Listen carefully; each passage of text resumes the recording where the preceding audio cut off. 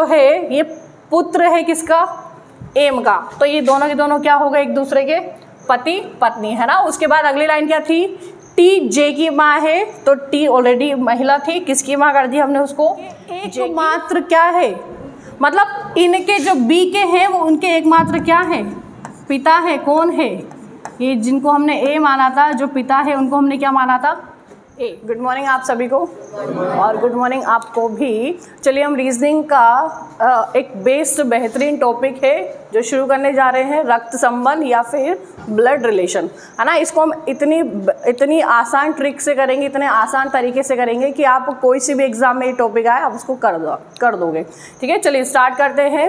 सो रक्त संबंध blood relation, आपको रिलेशंस के बारे में तो पता ही होगा। अगर मैं आपसे पूछूं कि आपकी मम्मी का पुत्र आपका क्या लगेगा, भाई।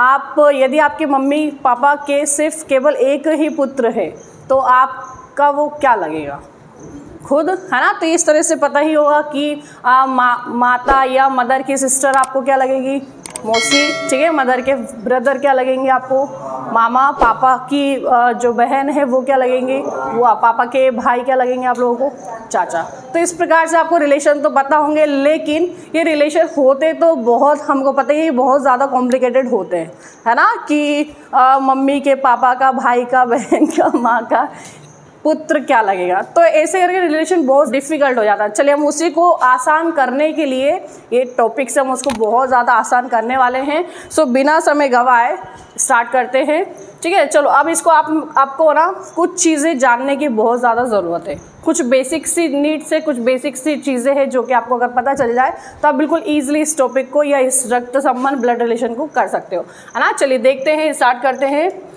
सबसे पहले हम देखते हैं कि मेल और फीमेल को हमको किससे इंडिकेट करना है ना। तो सबसे पहले ये देख लेते हैं, जब भी मेल की बात होगी तो आप उसको किससे इंडिकेट करोगे, मेल या फिर पुरुष, है ना। क्योंकि ये जो सिंबल हम लेने वाले हैं ये हमारे इस टॉपिक को बहुत ज़्यादा आसान कर देंगे, क्योंकि क्या हम हर जगह इतना बड़ा बड़ा शब्द लिखने जाएंगे क्या, है ना। तो जब भी पुरुष की बात हो या फिर मेन की बात हो, आप किसका इस्तेमाल करोगे, प्लस का चिन्ह, ठीक है। हो जाएगा क्लियर। पुरुष के लिए क्या इस्तेमाल करोगे, प्लस। और जब भी महिला की बात होगी या फिर फीमेल की बात होगी तो आप किसका इस्तेमाल करोगे, माइनस, ठीक है ना। ये दो सिंबल ऐसे हैं जो कि आपके इस टॉपिक को बहुत ज़्यादा, माइनस का ना, इस टॉपिक को बहुत ज़्यादा आसान बना देंगे।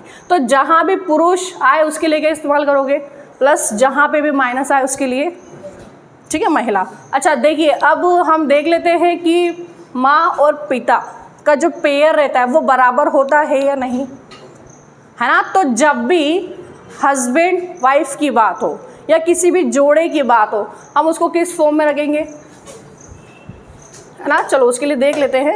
अब कुछ कंडीशंस जो कि है आपको पता होनी चाहिए। जब भी पेयर्स की बात हो, हस्बैंड वाइफ की बात हो, तो उसको हम बराबर रखेंगे। जैसे कि यहाँ पे हमने ले लिया प्लस। प्लस कौन है यहाँ पे, पुरुष, है ना। अब देखिए दोनों एक दूसरे के क्या होते हैं, इक्वल ही होते हैं। और यहाँ किसको ले लिया मैंने, माइनस। तो देखिए ये दोनों एक दूसरे के क्या हो गए, पति और पत्नी, है ना। बराबर है इसलिए अपन कितनी लाइन लेंगे इसके लिए, 2 लाइन, ठीक है ना। ये हो गए पति और ये पत्नी। तो जब भी बराबर की बात होगी तो हम उसको स्ट्रेट लाइन में लेंगे ना। जैसे कि सिमिलर अगर हम बोले कि भाई बहन को हम किस तरह से ले सकते हैं, तो देखिए हमने देखा कि यहाँ पे एक भाई है ना। भाई बहन भी क्या होते हैं, बराबर ही होते हैं, है ना। सो ये मैं उसके लिए, लेकिन उसके लिए हम एक लाइन ड्रॉ करेंगे। हस्बैंड वाइफ के लिए कितनी लाइन ड्रॉ करेंगे, 2 लाइन। और भाई बहन सिबलिंग्स, है ना, जो होते हैं उनके लिए हम कितनी लाइन ड्रॉ करेंगे, 1 लाइन, ठीक है ना। तो चलिए ये मैंने यहाँ पे एक माइनस लगा दिया, तो ये एक दूसरे के क्या हो गए, भाई बहन, ठीक है ना। मैंने इसके आगे एक और बना दिया, ये तीनों एक दूसरे के क्या हो गए, भाई बहन। तो भाई बहन भी कितने, एक ही लाइन में होंगे, है ना। लेकिन कितनी लाइन में होगी उनकी, एक सिंगल होगी। और पति पत्नी के लिए कितनी लाइन होगी, डबल होगी। क्या आपको यहाँ तक समझ में आ गया क्या। प्लस को किससे, प्लस के लिए किसके लिए इस्तेमाल करेंगे, प्लस को पुरुष के लिए, और माइनस के लिए, माइनस को महिला के लिए। अगर डबल लाइन है तो वो क्या हो जाएंगे, पति पत्नी या फिर हस्बैंड वाइफ। और सिंगल लाइन है तो, ठीक है ना। और ये सारे कैसे होंगे, एक दूसरे के इक्वल। चलिए अब हम चाहते हैं कि थोड़ा जनरेशन को बढ़ा दिया जाए। अगर हम बोले कि पिता के पिता क्या लगेंगे? दादाजी। तो देखिए दादाजी का जो पद होता है वो कहाँ होता है? ऊपर ही होता है। इसलिए अगर जब भी दादाजी की बात आएगी या पिता माता पिता की बात आएगी तो उनका डायग्राम कहाँ बनाएंगे हम लोग? ऊपर, है ना। चलिए यहाँ से तो आई थिंक आप लोगों को ये समझ में आ गया होगा, बताइए आया या नहीं? ठीक है ना। चलिए आप कुछ जनरेशन्स देख लेते हैं अपन, ठीक है ना। अच्छा, हम जहाँ पर हैं उसको आप हमेशा मानोगे थर्ड जनरेशन। कौन सी जनरेशन मानोगे? है ना, तीसरी पीढ़ी आप लोग मानोगे, ठीक है। तो पीढ़ी के बारे में कुछ देख लेते हैं।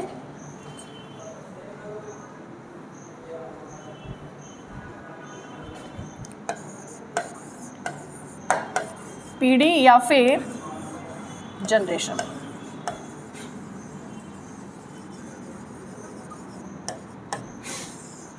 अच्छा, आपको सिबलिंग्स के लिए कौन सी लाइन, कितनी लाइन होगी?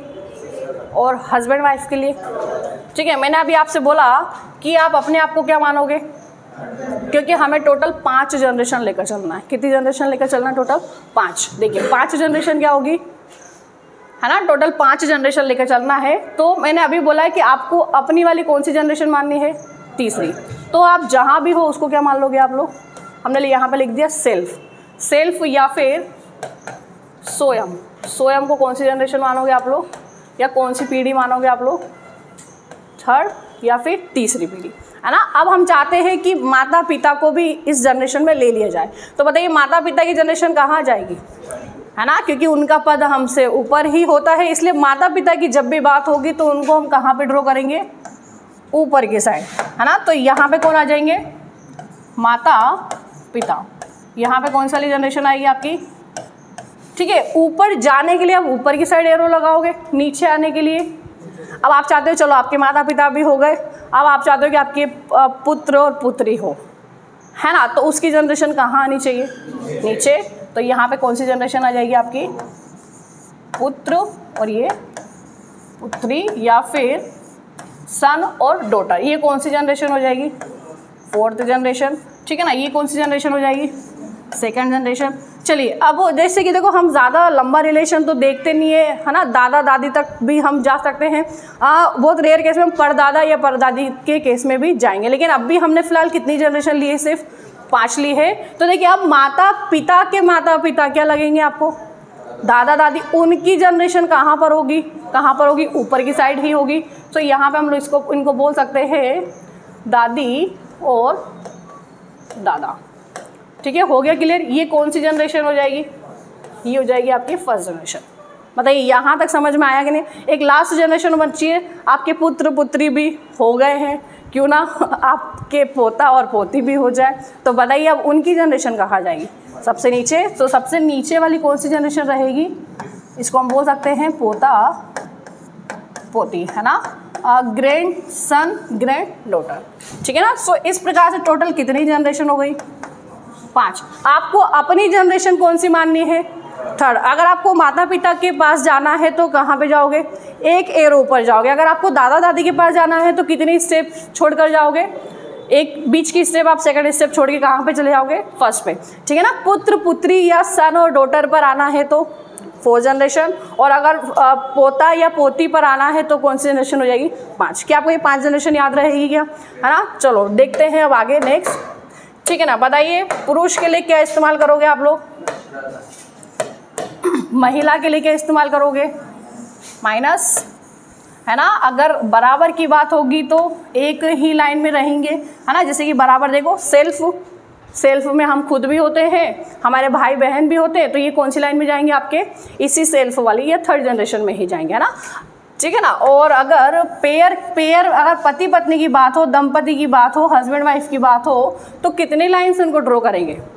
डबल लाइन से। और अगर सिबलिंग्स हो या फिर भाई बहन हो तो उनके लिए कितनी लाइन ड्रॉ होगी? Single line. यहाँ तक आई थिंक क्लियर हो गया होगा आपको, है ना, ठीक है। पुरुष के लिए हो जाएगा प्लस, महिला के लिए माइनस, ठीक है। हस्बैंड वाइफ के लिए डबल लाइन लेकिन एक ही लाइन में, और भाई बहन या बहन के लिए सिंगल लाइन लेकिन एक ही जनरेशन में। आई थिंक ये समझ में आ गया होगा आपको, है ना। चलिए अब हम क्वेश्चन को देखते हैं। देखिए क्वेश्चन कितना आसान इसको कर देते हैं, ठीक है। क्या आपको ये 5 की 5 जनरेशन याद रहेगी क्या? तो फिर से एक बार बोलकर बताइए। थर्ड जनरेशन में आप किसको रखोगे? स्वयं को। सेकंड जनरेशन की बात करेंगे तो माता पिता। फर्स्ट जनरेशन की बात करेंगे तो दादा दादी। फिफ्थ जनरेशन की बात करेंगे तो वेरी गुड। और फोर्थ जनरेशन की बात करेंगे तो पुत्र और पुत्री। ठीक है, तो समय बचाते हुए हम चलते हैं अपने क्वेश्चनों पर। ठीक है ना, चलिए देखिए, ये है फर्स्ट क्वेश्चन। अब देखो एग्जाम की इस चैप्टर की सबसे बड़ी खासियत ये होती है कि इसको ना, और फोर्थ जनरेशन की बात करेंगे तो पुत्र और पुत्री। ठीक है, तो समय बचाते हुए हम चलते हैं अपने क्वेश्चनों पर। ठीक है ना, चलिए देखिए, ये है फर्स्ट क्वेश्चन। अब देखो एग्जाम की इस चैप्टर की सबसे बड़ी खासियत ये होती है कि इसको ना एक पजल के तौर पर पूछा जाता है। तो देखिए इसमें टोटल 5 क्वेश्चन पूछे जाते हैं। अगर आप बैंकिंग के एग्ज़ाम देना चाहते हो तो इसके 5 क्वेश्चंस आते हैं। तो बताइए आप लोगों के लिए फ़ायदा है कि नहीं है ना? अब देखो जब फ़ायदा है तो क्यों ना इस पजल को हम बहुत ज़्यादा ईजी बना लें ताकि हम सेकंड्स पे एग्ज़ाम में कर सकें इसको। ठीक है, चलो शुरुआत करते हैं। सबसे पहले देखते हैं कि एक परिवार में टोटल कितने सदस्य हैं। तो यहाँ पे आप करने का तरीका क्या होता है कि हमें बार बार प्रश्न नहीं पढ़ना है। इसके लिए आप क्या करोगे कि जो आप पढ़ते जाओगे, जो डिटेल है उसको साइड में लिखते हो अपनी भाषा में ना। सो टोटल परिवार में कितने व्यक्ति है? 8 व्यक्ति है। ठीक है ना, चलो देखते हैं आठों में क्या क्या समानता है या कौन किस रिलेटेड है। सबसे पहले देखते हैं, टी डी की बहन है। टी क्या है? डी की। तो ये कितनी लाइन में इसको ड्रॉ करेंगे हम? सिंगल में। और कौन सी जनरेशन में ड्रॉ करेंगे इसको? थर्ड में, है ना। तो हमने देखा कि जो टी है वो किसकी बहन है? सो हमने यहाँ पे लिखा कि जो टी है बहन है किसकी? डी की। अच्छा, अभी डी का कोई कंफर्म नहीं है कि डी भाई है या बहन है। देखो बहन है, बहन महिला है, इसलिए हमने कौन सा चिन्ह का इस्तेमाल किया है? माइनस का। और अभी कोई कंफर्म नहीं है कि ये क्या है ना। चलिए आगे चलते हैं। नेक्स्ट, डी पी से विवाहित है। डी का विवाह किससे हुआ है? तो अब बताइए पति पत्नी के लिए कितनी लाइन ड्रॉ होगी? डबल। और ये सिंगल लाइन किसके लिए ड्रॉ की हमने? भाई बहन के लिए। तो पति पत्नी के लिए लाइन कितनी ड्रॉ करेंगे हम लोग? ठीक है ना, लेकिन अभी भी कंफर्म नहीं है कि कौन पति है और कौन पत्नी है। ठीक है, चलो आगे चलते हैं। जो एम का पुत्र है, तो मैंने आपको बता रखा है कि ये जो शब्द है जो, ये हमेशा इस्तेमाल होगा सेकंड पर्सन के लिए। किसके लिए इस्तेमाल करोगे आप लोग? है ना, इंग्लिश में हम इसको हु बोलेंगे। जब भी हु शब्द आएगा तो ये किसके लिए इस्तेमाल करोगे आप इसको? ये हमेशा ध्यान रखना आप लोग, किसके लिए इस्तेमाल होगा? ये सेकंड व्यक्ति के लिए। तो देखिए अभी हमने क्या देखा कि डी का विवाह किससे हुआ है? पी से। तो बताइए सेकंड व्यक्ति कौन सा है उसमें? पी। अब जो शब्द को हटा के हम क्या रिलेट करें कि पी एम का पुत्र है। किसका पुत्र है? पी। तो देखिए पी पुत्र है इसलिए, और किसका पुत्र है? एम का। बताइए एम ऊपर जाएगा या नीचे? ऊपर। लेकिन वो सिर्फ किसका पुत्र है? तो देखिए ये डी क्या हो गई, और ये जो डी है वो एम की क्या हो जाएगी? बहू। ज़्यादा क्लियर हो गया है ना। जब पी पुत्र है तो डी ऑटोमेटिक क्या हो जाएगी? पत्नी हो जाएगी, है ना। पी की ये क्या हो जाएगी? पत्नी। और पी इसके लिए क्या हो जाएगा? पति। अब बताइए टी और डी दोनों एक दूसरे के लिए क्या लगेंगे? बहन है। यहाँ तक क्लियर हो गया होगा आई थिंक, है ना। चलो आगे चलते हैं। टी जो है वो जे की माँ है ना। T is the mother of J. तो देखिए अभी टी माँ है, क्लियर है कि फीमेल ही है। अब पुत्र कौन है टी का? डायग्राम कहाँ पर आना चाहिए? नीचे की ओर। तो यहाँ पे हमने देखा कि यहाँ पे कौन है? जे। क्या अभी जे का कोई कंफर्म है क्या कि वो मेल है या फीमेल है? नहीं है। ठीक है, आगे चलते हैं। वाई का केवल एक पुत्र और एक पुत्री है। अभी बताइए अपन को अभी वाई कहीं पर दिख रहा है क्या? तो इस वाले जो लाइन का उसको थोड़ा सा स्किप करते हैं ना। आगे देखते हैं। यू टी की पुत्री है। यू किसकी पुत्री है? टी की। तो देखिए एक तो बच्चा इसका ये हो गया, और एक दूसरा यहाँ पे हम इसको, ये जो यू है वो क्या है? और दोनों एक दूसरे के क्या लगेंगे? भाई या बहन, या बहन बहन, या फिर भाई भाई। ठीक है, चलिए अब हमने जो लाइन स्किप करी थी उस पर चलते वापस से। क्या था वो वाली लाइन कि वाई यू का पिता है, वाई का केवल एक पुत्र और एक पुत्री है। मतलब एक पुत्री तो ये हो गई, तो अब कौन बचा होगा उसका? पुत्र। ठीक है, चलो अभी रिलेट नहीं हो पा रहा है कि वाई का अभी रिलेट नहीं हो पा रहा है कि वाई यू या जे का है ना कौन है, ठीक है। तो आगे देखते हैं,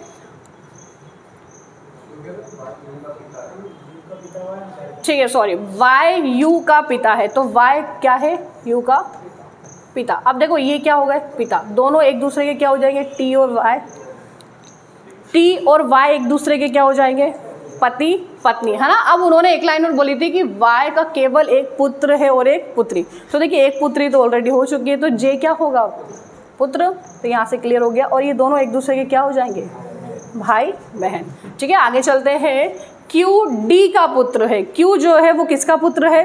अब देखिए क्यू यदि डी का पुत्र है तो क्या पी का नहीं होगा क्या, क्यों, क्योंकि डी और पी दोनों ही क्या है, पति पत्नी, तो यहाँ पे हम किसको रखेंगे, क्यू को, क्यू क्या है, पुत्र। बताइए सबके लिए क्या सबका साइन कंफर्म हो चुका है कि कौन महिला है कौन पुरुष है, कोई बच रहा है क्या। चलो फिर से देख लेते हैं एक बार। आप फैमिली में टोटल कितने पर्सन थे, 8 पर्सन थे, जिसमें से T is the sister of D. T किसकी सिस्टर थी, टी सिस्टर थी डी की, है ना। तो टी सिस्टर के लिए हमने क्या चिन्ह का इस्तेमाल करा, माइनस का, और सिंगल लाइन है क्योंकि भाई बहन के लिए कितनी लाइन ड्रॉ करेंगे, सिंगल लाइन। तो ये टी सिस्टर हो गई डी की। अगली लाइन क्या थी, डी का विवाह पी से हुआ है, तो देखिए डी का विवाह हमने किससे करवा दिया, पी से, लेकिन अभी कोई कंफर्म नहीं था कि कौन पति है कौन पत्नी है, ठीक है। लेकिन आगे वाली लाइन ने इसको क्या करा, जो एम का पुत्र है, मैंने बताया कि जो या हु शब्द किसके लिए लगाओगे आप लोग, सेकंड व्यक्ति के लिए, तो हमने देखा कि टी और पी में सेकंड व्यक्ति कौन है, ठीक है ना। यहाँ पर भी हम देख सकते हैं कि D is married to P who is son of M, है ना। तो देखिए यहाँ पर भी सेकंड पर्सन कौन है, डी और पी में पी ही सेकंड पर्सन है ना। तो ये जो है ये पुत्र है किसका, एम का, तो ये दोनों के दोनों क्या हो गए, एक दूसरे के पति पत्नी, है ना। उसके बाद अगली लाइन क्या थी, टी जे की माँ है, तो टी ऑलरेडी महिला थी, किसकी माँ कर दी हमने उसको, जे की। फिर आगे की लाइन क्या थी, वाई यू का पिता है, तो अभी कोई कॉम्बिनेशन नहीं मिला था, वाई का केवल एक पुत्र या फिर एक पुत्री, अभी भी कोई कनेक्शन नहीं मिल रहा था। नेक्स्ट चलते हैं, यू टी की पुत्री है, यू किसकी पुत्री थी, टी की, तो हमने यू टी की पुत्री कर दी। अभी क्या कहा था कि वाई की या तो केवल एक पुत्र है और एक पुत्री, तो देखिए अगर यू पुत्री हो गई है तो जे क्या हो जाएगा, उसका पुत्र। तो इस तरह से ये पजल होती है कंप्लीट। और एक लास्ट लाइन और क्या है, एम क्या है, एक पुरुष है ना, एम इज अ मेल, तो देखिए इनका कंफर्मेशन रह गया था जो कि इनका भी कंप्लीट हो चुका है। बताइए पजल बनाना आसान हुआ कि नहीं हुआ। अच्छा, अब हर जगह अगर आप महिला पुरुष लिखते तो क्या डिफ़िकल्ट होता कि नहीं होता, है ना। इनको लिखने से बड़ा आपको महिला पुरुष लिखना पड़ता। तो प्लस किसको दर्शाएगा, पुरुष को, माइनस किसको दर्शाएगा, महिला को। अगर थर्ड जनरेशन की बात करें, थर्ड जनरेशन में कौन कौन आएगा, तीसरी पीढ़ी में कौन कौन आएगा, सिबलिंग्स, भाई बहन, भाई भाई या फिर बहन बहन। माता पिता की बात करेंगे तो सेकंड जनरेशन और ऊपर की ओर आएगा। दादा दादी की बात करेंगे तो फर्स्ट जनरेशन, पोता पोती की बात करेंगे तो फिफ्थ जनरेशन, है ना। चलिए अब मेरा क्वेश्चन ये है कि परिवार में कुल कितनी महिलाएं, कितनी महिलाएं कुल, है ना, टी डी और यू। सो आपका करेक्ट आंसर कितना होगा, 3, ठीक है ना। अगर मैं आपसे पूछूं कि जो क्यू है, क्योंकि लोगों को इसमें कन्फ्यूजन होता है कि रिश्ता किसका किससे पूछा है ना। क्यू का रिलेशन पी से कैसा है, मतलब मैंने रिलेशन किसका पूछा, क्यू का। आप जिसका रिलेशन पूछा जाए ना सिर्फ उसी को फोकस करना। किसका रिलेशन पूछा मैंने, जो क्यू है वो पी का क्या है ना। क्यू के बारे में पूछा है तो देखिए प्लस है मतलब पुत्र, किसका पुत्र है ये, पी का। तो इस प्रकार सेकंड क्वेश्चन कंप्लीट हो गया। वाई की पत्नी कौन है, टी, बहुत आसान हो गया। जे पुत्र है या पुत्री है, वाई का पुत्र ही है, वाई और टी का जे क्या है, पुत्र। तो इस प्रकार से देखो क्वेश्चन इतने मैटर नहीं करते, क्योंकि क्वेश्चंस तो ना सेकंड्स में हो जाएंगे, आपके नैनो सेकंड्स में हो जाएंगे, बट उसके पहले आपको क्या कंप्लीट करना पड़ेगा, ये पजल। तो बताइए पजल आपको समझ में आई या नहीं, ठीक है। चले आगे बढ़े, नेक्स्ट देखते हैं, है ना। अब देखो इतना समझ में आया है तो हम चाहते हैं कि थोड़े क्वेश्चंस और करें जिससे कि और चीज़ें क्लियर हो जाए, है ना। चलिए देखते हैं अगला, यहाँ पे थे, है ना। तो मैं आ जाती हूँ फटाफट से सिंगल क्वेश्चंस भी। अच्छा, जो जैसे कि मैंने आपको बोला था, हाँ मैं आ जाती हूँ डायरेक्ट, है ना। ठीक है, स्टार्ट करते हैं। सो अपन क्वेश्चन से स्टार्ट करते हैं। जैसे कि मैंने आप लोगों को बोला था कि अगर बैंकिंग एसएससी के एग्जाम देना चाहते हो आप लोग, तो एक पजल के रूप में क्वेश्चन आते हैं ब्लड रिलेशन के। उसमें टोटल कितने क्वेश्चन पूछे जाते हैं आपसे? 5। बट बहुत सारी एग्जाम्स होती है जिसमें सिर्फ सिंगल क्वेश्चन आते हैं, तो क्यों ना हम सिंगल क्वेश्चन को भी देख ले। हमने पजल वाले क्वेश्चन को देख लिया है, अब सिंगल क्वेश्चन को देख लेते हैं। फटाफट से देखते हैं कि ए बी का क्या है।